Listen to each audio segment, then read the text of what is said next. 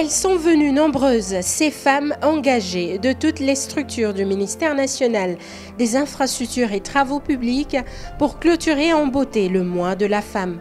Moment fort de la journée, la lecture d'un poème en hommage à la population de l'Est de la RDC, victime des conflits armés depuis plusieurs décennies. Un texte fort interprété par Madame Juliette Kalembe, agent de la CGT. Puis l'émotion laisse la place à l'espoir avec l'interprétation pour la toute première fois de l'hymne des femmes du ministère chanté par un chœur formé pour la circonstance. Des femmes unies pour un avenir inclusif ont clôturé le mois leur dédié sous le thème « Budget alloué au ministère des ITPR ».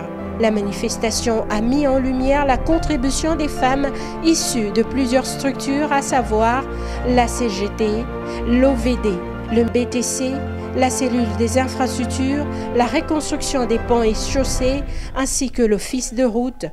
Toutes ont affirmé leur engagement pour des infrastructures durables et un développement équitable. Le ministre national des infrastructures et travaux publics, Alexis Guissaro, a par sa présence salué la pertinence du thème choisi, tout en encourageant les femmes à renforcer leur implication et à produire des analyses concrètes sur les défis du secteur des infrastructures.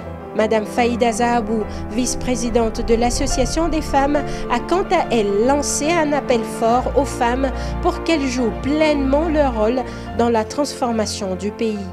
Il n'y a pas de développement sans infrastructure. Et nous, étant au cœur, nous avons besoin de moyens conséquents parce que le personnel, il y en a. Nous lançons ce message-là à l'autorité, aux décideurs, pour nous permettre d'être à la hauteur des attentes de la population. Le ministère des infrastructures est là et attend que le moyen pour développer ce grand pays qui est la République démocratique du Congo. Une présentation comparative de budget du ministère pour les années 2023, 2024 et 2025 était également au programme.